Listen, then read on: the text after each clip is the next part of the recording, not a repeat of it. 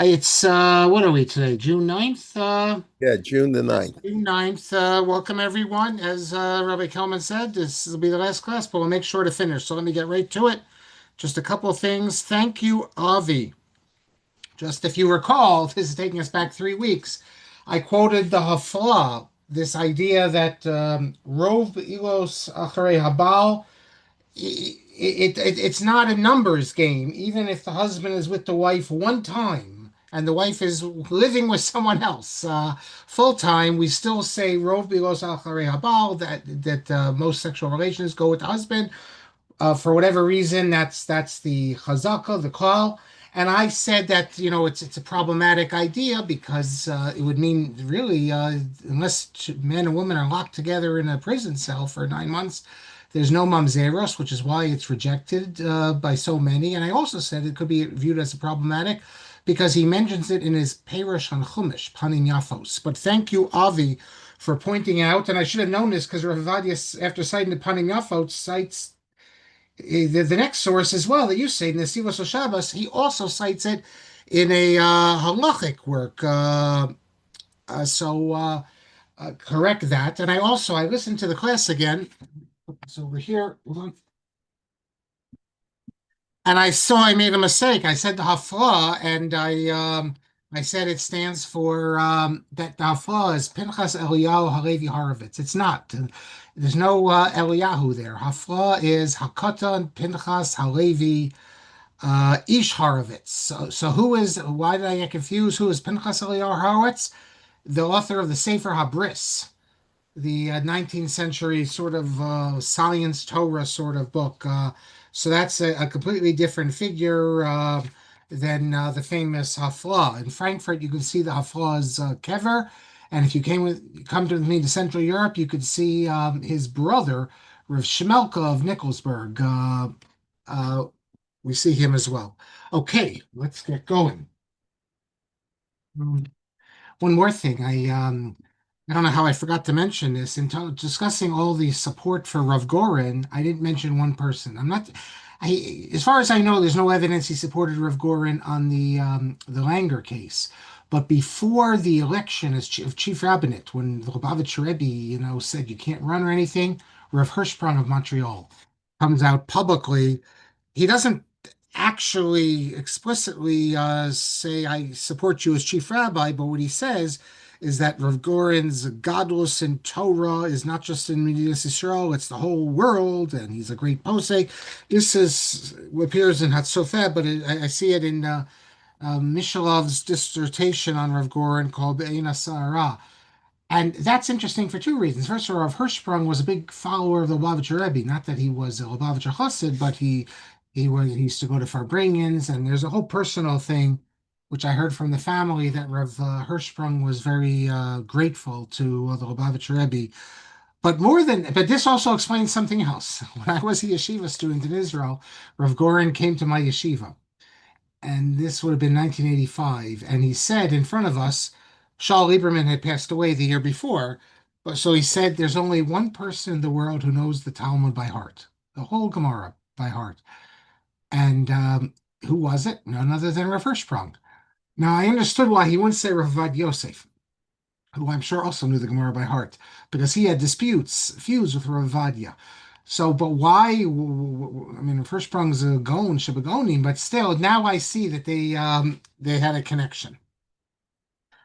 A couple of you, or at least one of you, asked about Revel Yashiv, this, and I don't. There's no time to go into it right now. We spoke about it. Revel Yashiv was strict on conversion.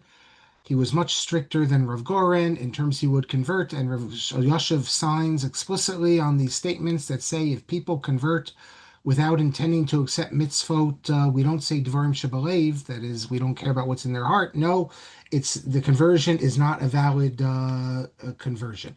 However, I'm going to tell you something now, and I'm glad you're sitting down. And I know there are going to be some people who are going to be upset with what I say, and they're going to say it's impossible, but it is possible and it's true. And it appears in a sefer, which, as far as I know, is a very accepted sefer. It's called Vayishma Moshe by Ramosha Fried, Volume 5. Well, there's 6 volumes in which he records discussions of Gedolim, psukim that he was given. In fact, I will tell you right now, just let's see, the just so you get a sense. Rav Yoshev gives him a haskama. He's a rebbe in the Belz Yeshiva. In volume one, there's a haskama. I'm looking at it right now from Rav Yoshev himself, and he spent a lot of time with Rav Yoshev, and he records a whole volume of shuvot he got from Rav Yoshev. And listen to this: a man converted, and after a few years, it became known Shehu Lakoi Ba'avera Shal Mishkav Zachor, that he was involved in homosexual behavior, male homosexual behavior, which is obviously a Torah prohibition. V'gam bisman hagiur ha'inichshav achach. And also, when he converted, at the very time he was converting, he was a practicing male homosexual. So the question went to Rav Elyashiv, is the conversion valid? Because at the same time he was converted, he was involved in male homosexual behavior. And what did Rav Elyashiv say? Hageros hi geros tova. The conversion is valid. Hold on, I gotta turn off the sound of someone. The conversion is valid. Ki hu yodea sheze avera. Because the person converting knows it's an avera. That is, he accepted the Torah, but he understood that he's weak.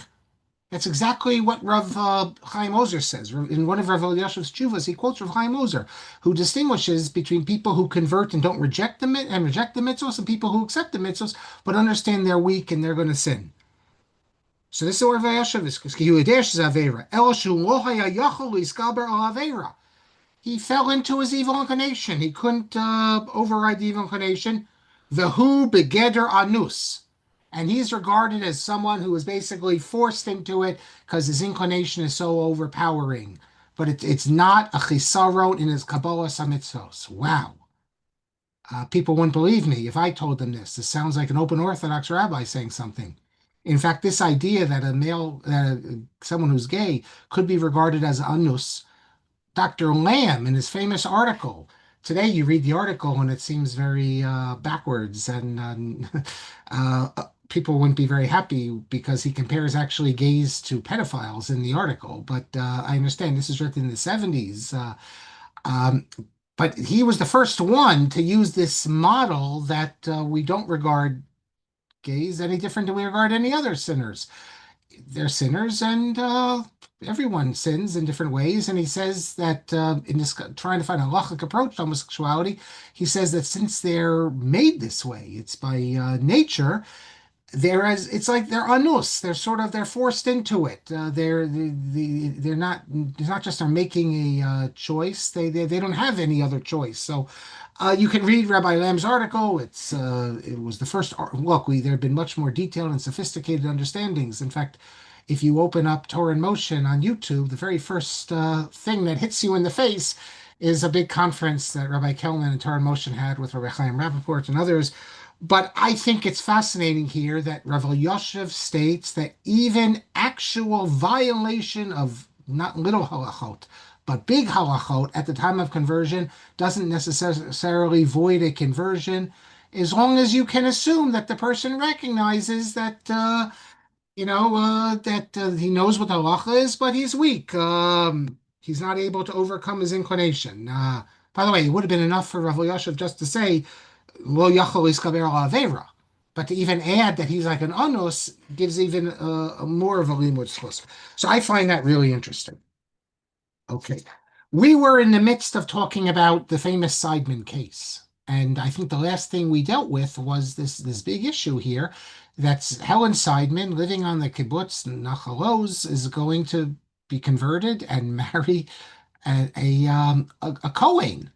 And how could you do that? And we started talking about that. We'll get into it more now. But first, I want to tell you that this idea of Kohanim and non-Jewish women, this isn't just a modern thing in the last 100 years or so. What do I mean by that? I'm going to show you right now what I mean by that.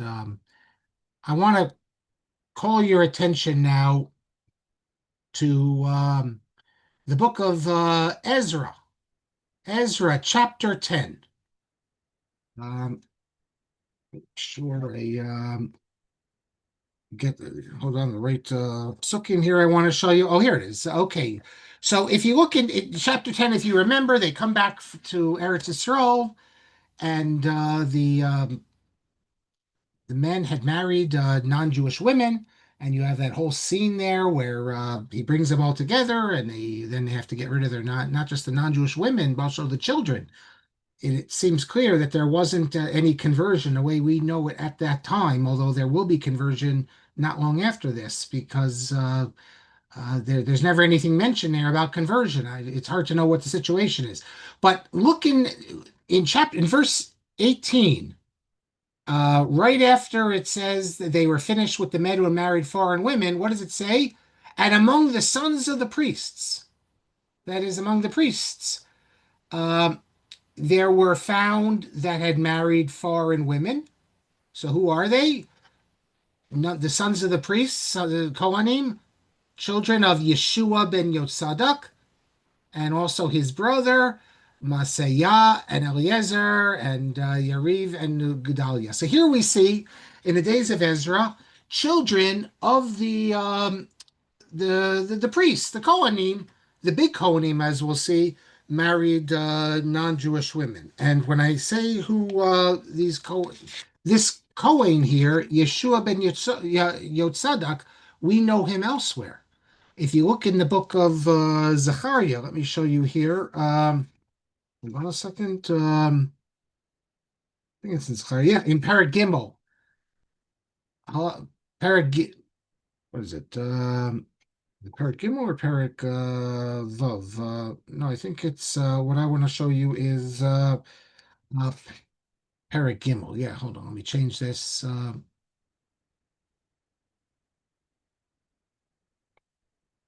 Parag. Uh, yes. So in this chapter, who's the Kohen? Parag. It's talking about the Kohen Gadol, Yoshua Kohen Gadol. So who's this Yoshua Kohen Gadol here? We saw before Yeshua Kohen Gadol. Let me show you for a second here. I'm confused. I'm losing my place here. This isn't this Yeshua Kohen Gadol is the same as the one we just saw. No, I can't remember. Here it is. Yeah, sorry, I was in the right chapter before. If you look in, I can't. This thing you can't see it, but somebody's blocking me from sharing this with you. Okay, here we go. Look in Perek Vav here, Pasuk Yud Aleph. It refers to, here it is, Yoshua ben Yotzadok. And in Ezra, it's the same thing. If you recall, Yeshua ben Yotzadok. So the hay has dropped in both of them. And there's some explanations as to why the hay has dropped in both of them. So here we see that he is called in Pasuk Yud, where is it? In Zechariah, in Yud Aleph, he's not just called a Kohen, he's called the Kohen Gadol. So the Kohen Gadol's own son married non-Jew. So why is this? Why am I bringing this to your attention? Why is it so important? Because I'm going to show you something else. No, not here. If you look in Sanhedrin, in Tractate Sanhedrin, it talks about the people thrown into the lion's den, and it mentions we know that hold on, let me read it to you. It's talking about it's Hananiah Mishael, but also Zariah, but also it talks about Yoshua Kohen Gadol. And Yeshua and Kohen Gadol, hold on a second. Okay, so Yeshua, the other ones, there was no problem in the, not sorry, in the fire. And Yeshua Kohen Gadol, though, his clothes is burnt. It says this. This is in Sanhedrin. Um, lose my place here, so I don't want to. Hold on a second. 93a. Okay, so they say here why was his garments burnt? What does the Gemara say?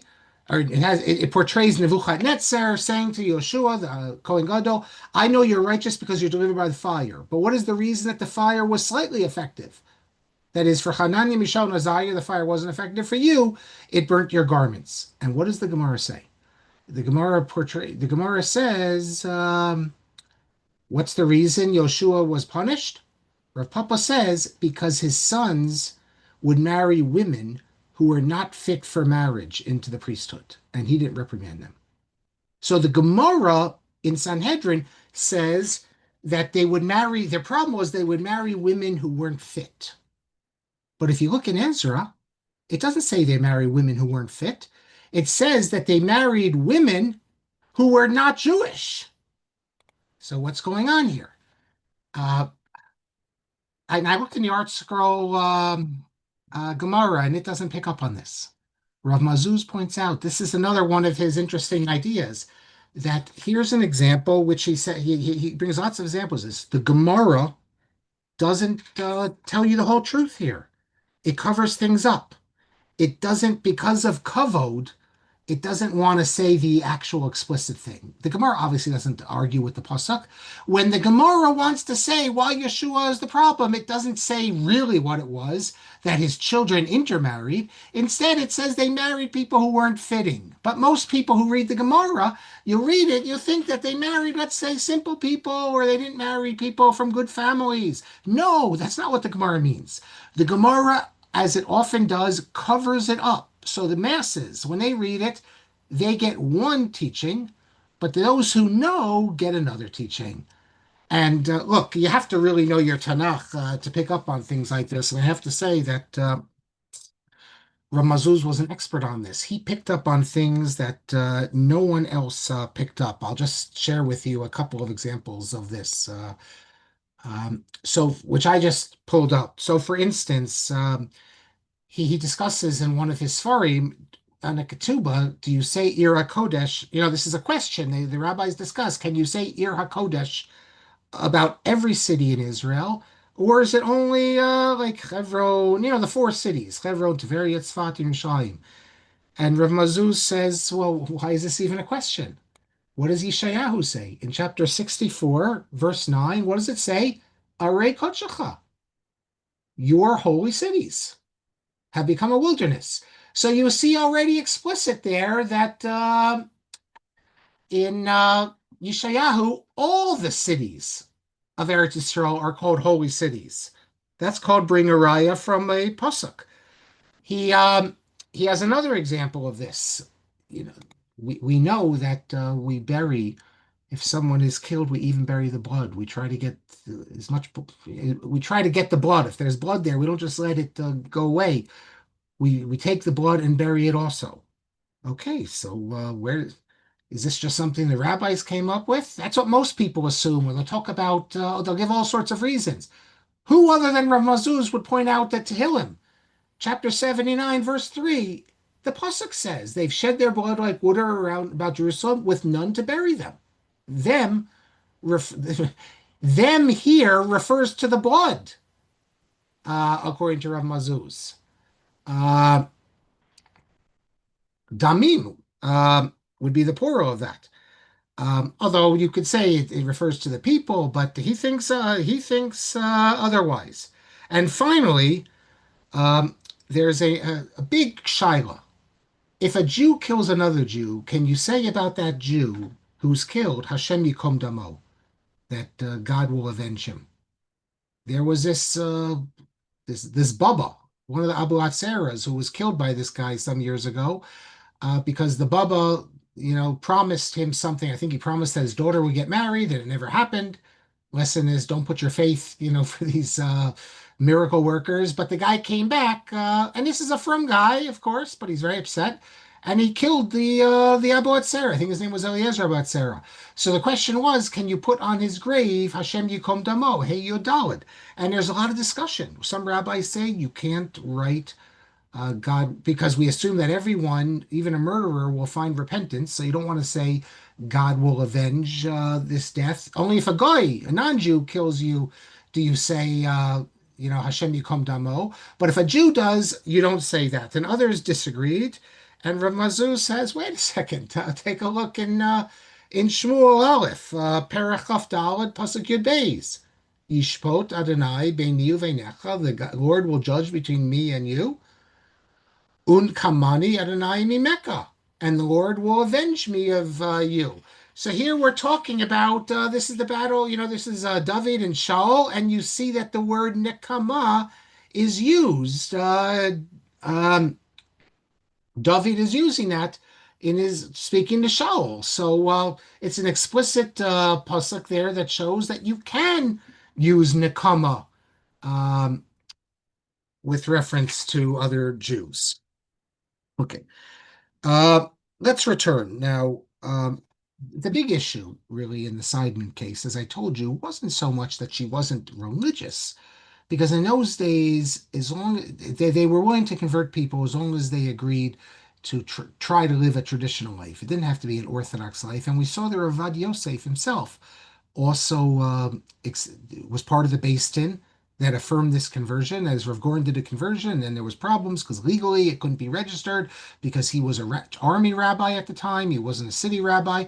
So then Rav Goren becomes Tel Aviv chief rabbi, and Rav Avadia is on the Beis Din. Rav Avadia comes out with a public statement to Hamodia, which is the Aguda newspaper, stating that this is a valid conversion, and you don't have to worry about the kashrus because she's a vegetarian. We spoke about all that, even though she's living in a secular kibbutz. And Ravadia says, implying that he wouldn't have converted her ab initio because she's going to be with a kohen. He says there are achronim who, in a case like this, will allow it. He's referring to Rav David C. Hoffman, and I guess I think Mechi mentioned also Rabbi Cyrilson. Although in Cyrilson's case, he thought that if they didn't convert this non-Jewish woman, it would lead to a pogrom because the non-Jews were making an issue of it that they won't convert her. But we see that under emergency circumstances, they thought that you could convert a woman, even if she's going to be married to be with a kohen, not married to a kohen, and that's really the big issue. So if you look in Rabbi Bleich in his first volume of Contemporary Halakhic Problems, he has a little article about the Seidman case, and on page 292, he says. Actually not 292, 293.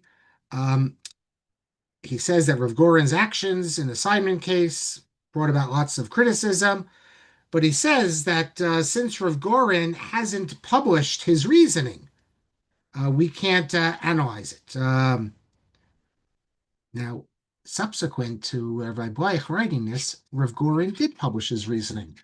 He published a long letter that he wrote to the great Rabbi Yecheskel Abramsky, who was the former head of the Beis Din of London and a posek, Ramdan Muvhak, one of the real Gedolim in 1970, 71, one of the senior rabbis in the yeshiva world. And so let's see what Rav Goren wrote to him. I also want to report that Rabbi Rekefetz claims that the Rav Soloveitchik, was told about this heter of Rav Goren to convert someone who's going to be with a kohen, and he said that this is impossible. No, and they said, well, Rav David C. Hoffman, the Muhammad Al says it, and the Rav is reported to have said he doesn't believe it, but he couldn't believe it. But Rav David C. Hoffman does say that.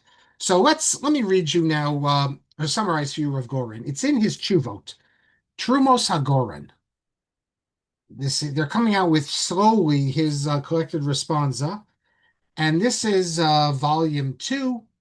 This also appeared, by the way, in Techumen before. And this is Simon Mem Daled, and it's a letter to, as I said, to Chesko Abramsky. And before getting into this issue, he explains that we were on the Beis Din, and we established that Helen Seidman is converting L'Shem Shamayim.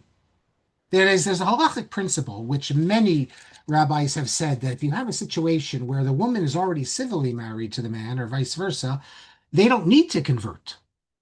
They're already married civilly. So by definition, the conversion has to be l'shem shamayim. Now, I'm sure we could come up with all sorts of other reasons. Maybe the woman's family isn't, or the man's family is not accepting the person that their child is married to because they haven't converted, and there could be all sorts of reasons that you would want to convert not L'Shem Shemayim, but this is a principle among many poskim that we assume that there has to be some element of L'Shem Shemayim, and he says that, and we know that Helen Seidman was connected to Judaism uh, for a long time. And he says there was no pressure for her to convert. Her husband didn't care. There was no family issue. She could live on the kibbutz. They don't care. And why did she convert? Koach nafshi pnimi. And he says already when she was young in America, she studied Judaism and was drawn to it. And that's why she moved to the land of Israel. And that's why she wanted to. And then he says that, he says what I just said, that the post scheme state that when someone converts and there's no pressure, nothing like that, that we assume it's L'Shem Shemayim because she could remain married to him. And then he says that she accepted in front of the Beis Din Torah. He says to observe Shabbos and to eat kosher, and she's a vegetarian, and to observe Jewish tradition.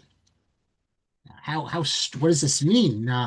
Apparently, she wasn't Shomer Shabbos. I mean, I don't know if it's possible to be Shomer Shabbos on Nachal Oz, but I guess in theory you can be, but no one there is, as far as I know.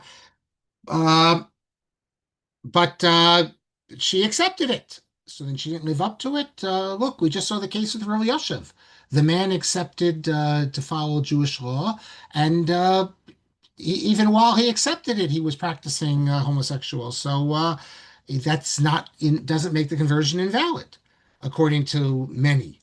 He says that the why did we do this conversion? We did this conversion so that they would not be involved in Torah prohibitions. The man be with a non-Jew, and also according to the Rambam, it's a prohibition for a woman, a non-Jewish woman, to be with a Jewish man. So this is a big deal, and that's why we did this. And then he quotes Rav Chaim Ozer Brzezinski. Rav Chaim Ozer speaks about a case like this, where he was inclined to allow a conversion at first of a woman who's with a kohen. Now, in the end, Rav Chaim Ozer decided against it, but Rav Goren sees great significance in the fact that he even raised it as a possibility, um, because it would be the sin is more for a man to be with a non-Jew than for a kohen to be with a convert. That's according to the Rambam, by the way. Cohen with a convert would be a Torah prohibition. There is a whole shita. We don't talk about this so much because I think it would lessen our battle against intermarriage. But according to the Torah and others, intermarriage, which we view as the worst thing in the world, is only a rabbinic prohibition. According to this, it's more of a prohibition to shave with a razor than to be intermarried. Of course, intermarriage has much more significance in the larger scheme of things and is much worse and destroys the Jewish people. But from a pure halachic standpoint, you can make according to some poskim at least it wouldn't be that way. But the Rambam sees it as a daraisa. In the end, Rav Chaim Ozer changes it, says we're not going to do this. But Rav Goren also argues that in this case, Rav Chaim Ozer might even agree that it's okay to do. I don't think that makes much sense, but that's what he says. And in the interest of time, I'm not going to go into his argument why he says that. Then he says that um, he goes on to say. He quotes Rav Chaim Ozer. Rav Chaim Ozer mentions that it created a Chil Hashem because there were certain rabbis in his day who didn't do conversions. And the people, the masses, thought that was terrible. And Rav Chaim Ozer's position is that even if you don't agree with all these conversions these rabbis are doing, don't make a big issue of it because it creates a Chil Hashem. After all, we believe in conversion. So Rav Goren uses this as to show that we have to be positive towards conversions. But then he says, so what's the shasat chak here? What's the emergency that we're going to this extreme that you can convert someone even if she's a kohen? He says, this was hatzalas haTorah v'adat b'medina v'am. He said this was nothing less than saving Torah and religion in the state because he says, I know for a fact, and Rav Goren obviously was in touch with all the political leaders, that there was such controversy going on about later on, we'd have even more with the Langer case, but this also became an issue, the Seidman case. There was pressure he says, if we didn't have the refuah before the Makkah, that the Labor Party was going to push through a measure to have civil marriage. They saw the rabbis as being intransigent, and they don't feel like they need religious marriage, and therefore he says that this was not Helen Seidman. Helen Seidman, all she wanted to do was she says that she had nothing to do with this, and she was not interested in the politics and using her to try to destroy Torah law for marriage and divorce in Israel. She just wanted a way to get married, but others using this case wanted la chorus kol chukei Torah shel gerus and nisuin v'gerushin b'Medina. The reformim wanted to use this. The irreligious, the secularists, the reformers, they wanted to use this case if no solution was found, because after all, what does this mean? In Israel, there's only religious marriage. So you're telling Seidman and her husband they can't get married. They have to go to Cyprus or something, but they can't get married in the state of Israel, and the state of Israel doesn't recognize civil marriage. So is that fair? No. So therefore, we have to change it and institute civil marriage. And for someone like Rav Goren, who's a mamlachti sort of rabbi, that the state of Israel has to bring Torah law into its everyday life. That's what gives it significance. The state of Israel. Otherwise, the state of Israel will just be another Golos, in the land of Israel. But the state of Israel has to be, Jewish law has to be part of the state of Israel. He says, Ra'isi basakana azos. He says, I saw this great sakana and I felt it. He said he felt it even in all over Israel and in Chutz La'aretz.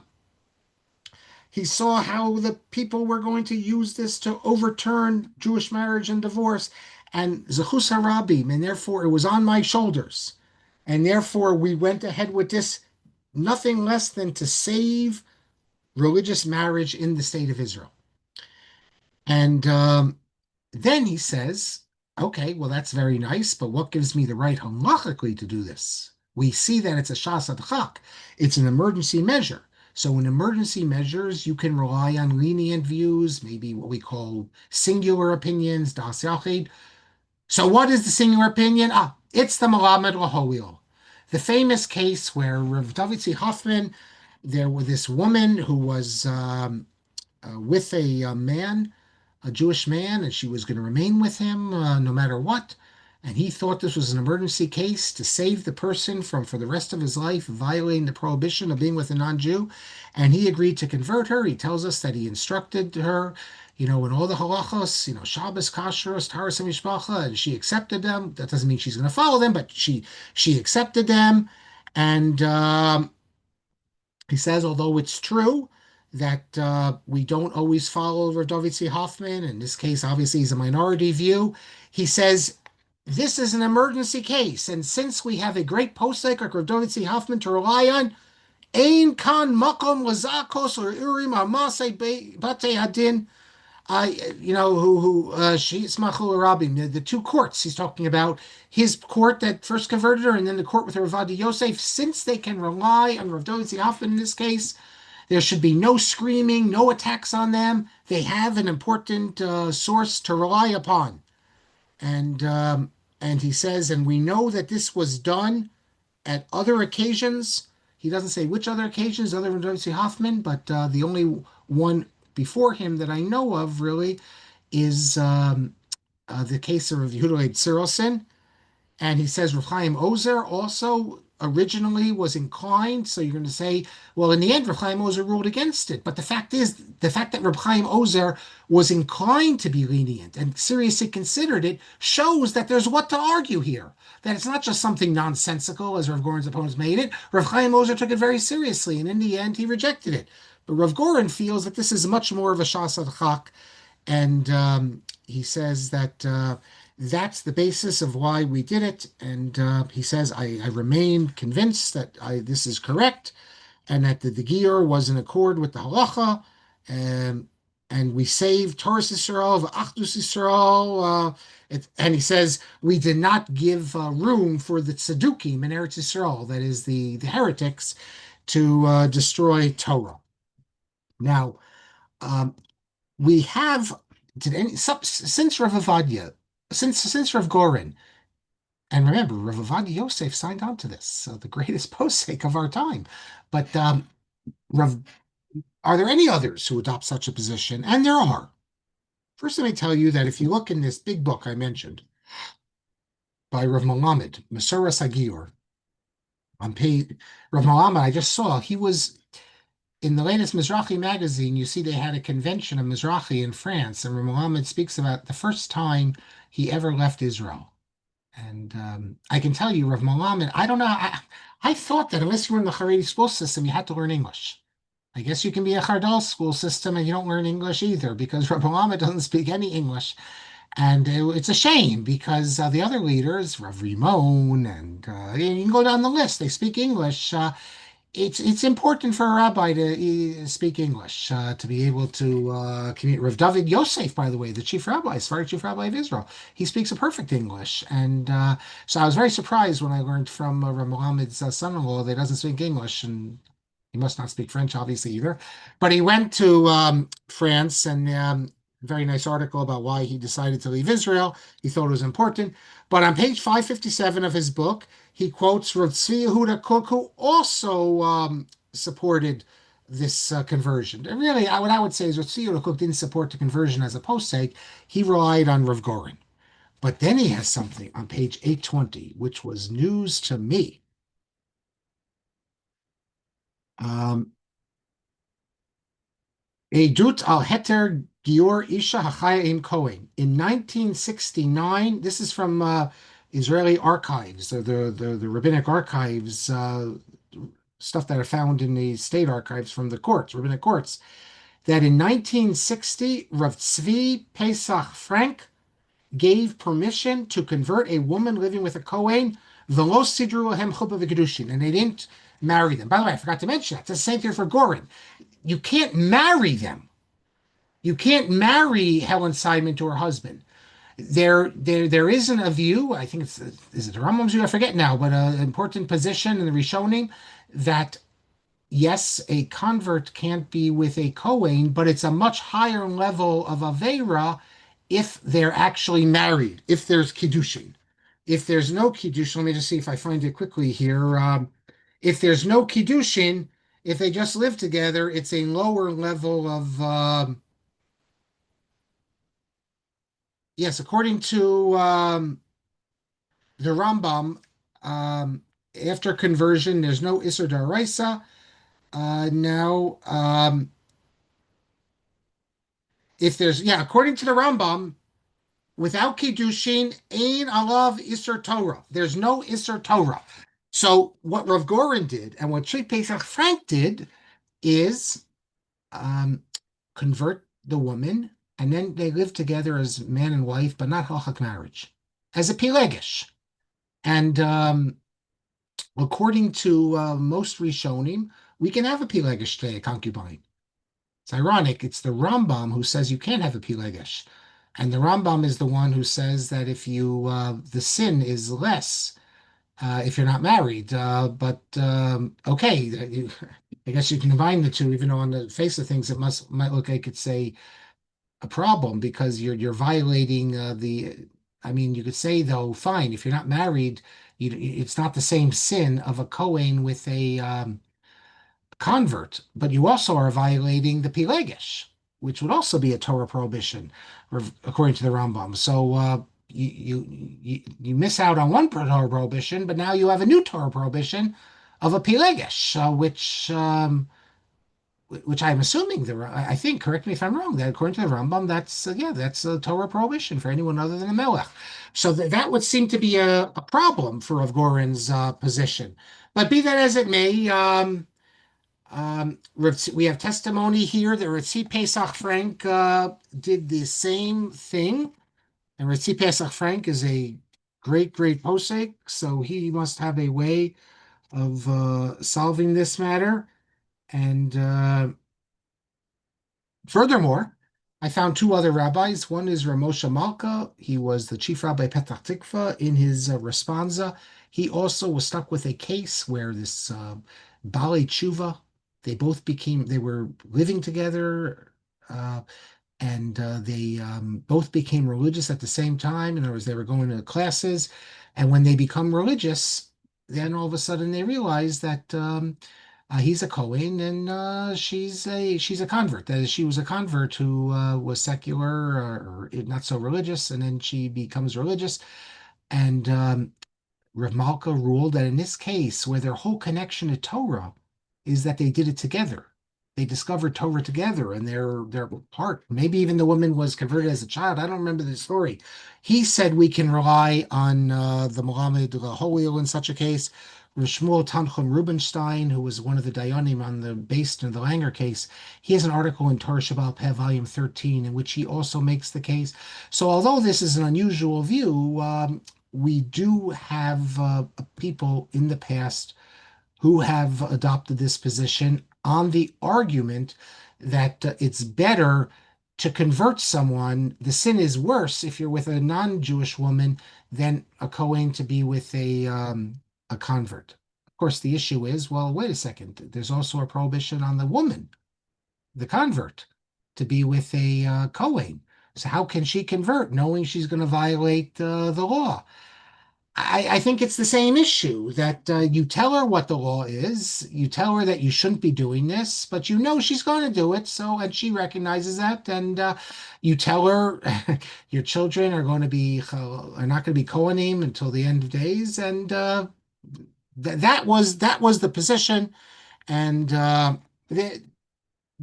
Rav Yosef Messas, we had classes on him. He also made this argument, and he put in another consideration that really our Kohanim today, he says, are not certain Kohanim. They're not Kohen Vadai. They're only Kohanei Chazaka.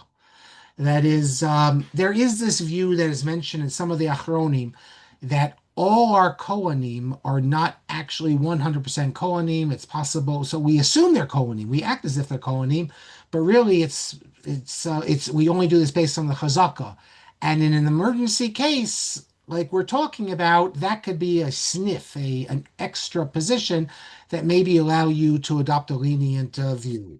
But that's Rav Goren and the Seidman case. We could spend weeks and weeks more on other original rulings of Rav Goren, and some of them are completely new and original to him. I have to say, in this case, it isn't original to him.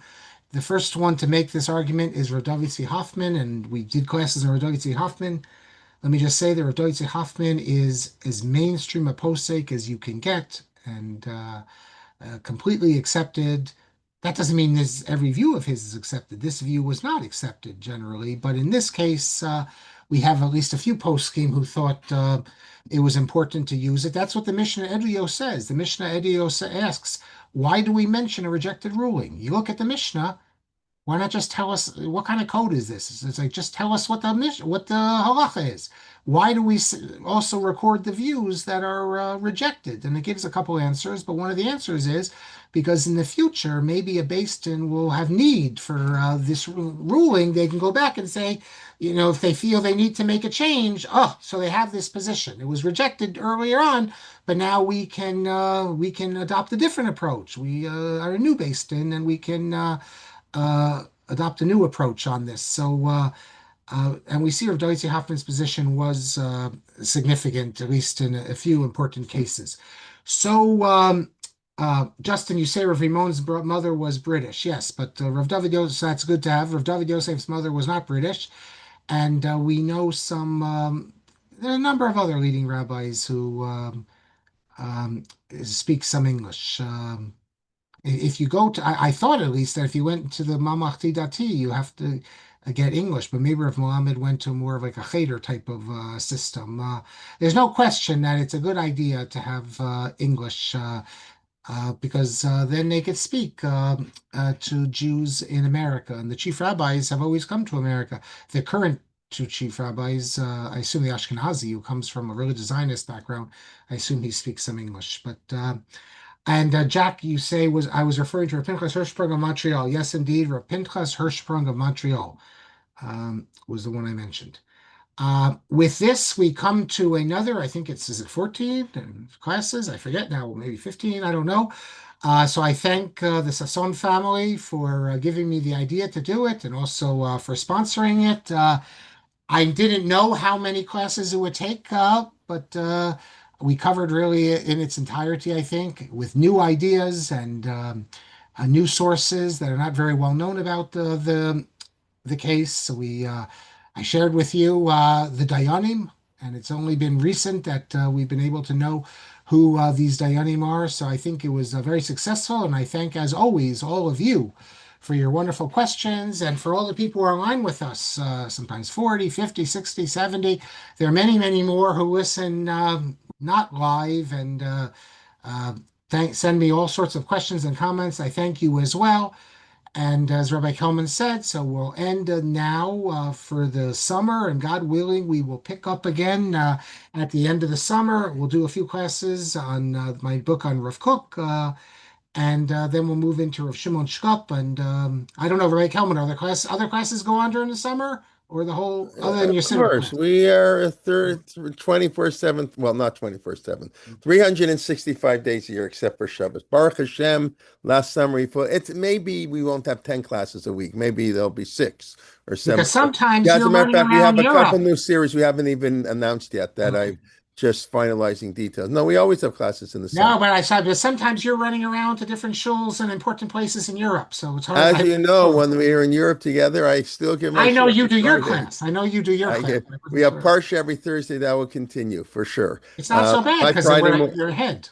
I'm sorry. In Europe, the time we're 6 hours ahead. So Yeah, it's so sometimes my Friday morning shear gets moved from 9:15 to a little bit later, in which case I don't do it on the sitter because I don't think it's fair to the people who come every week for the sitter, but I'll give the shear. But we'll have Parsha every week. Please God, Rabbi Leiptak's planning to continue for the all summer. right. You should know that I was in Stamford. Someone said to me he loves Torah in Motion and he loves Rabbi Kelman's weekly sitter class. Thank you. And Thank I you. I told love him it that too. sometimes Mark thanks all the speakers, all of you for coming. He's 100% right. I know from my sitter class, it's what inspires me to prepare for you. I have learned so much. Everybody knows me Talmidai Yoter Mikulam, and the sitter is a neglected book. I mean, we mumbled the words, but the study of the sitter is neglected. And I'm sort of almost embarrassed to say how much I've learned in giving this class, meaning how little I knew before I gave the class. So I do thank all the people who come. But But I'll tell you something else. So when we were, you don't know who you're speaking to when you talk.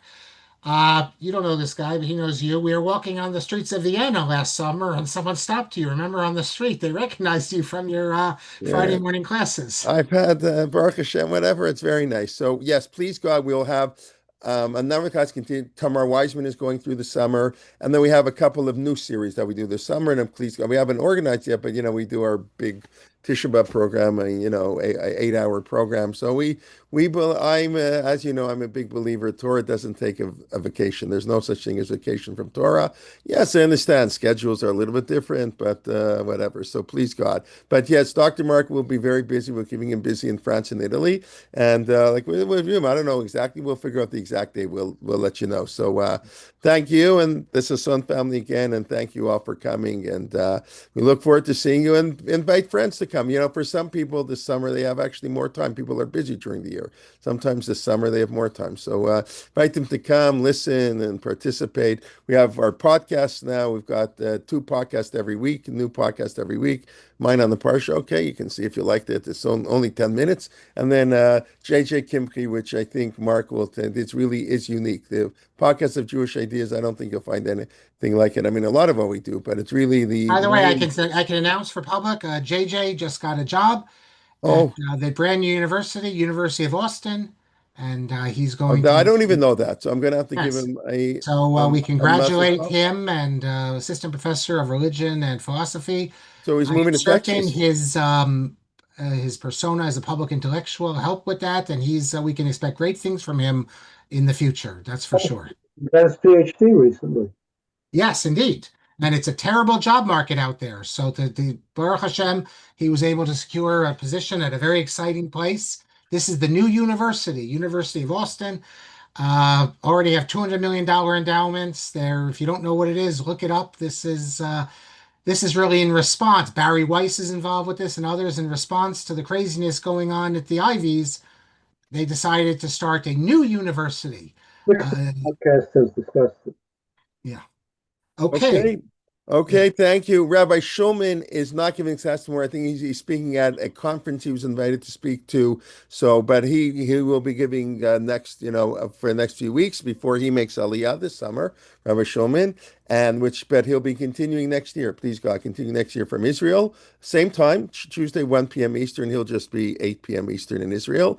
And Rabbi Helfgott has a couple more classes left on Yeshayahu on Wednesday nights. So lots of learning to do. Okay, everybody, nice to see you, and thank you again. And we look forward to learning with you in the near future.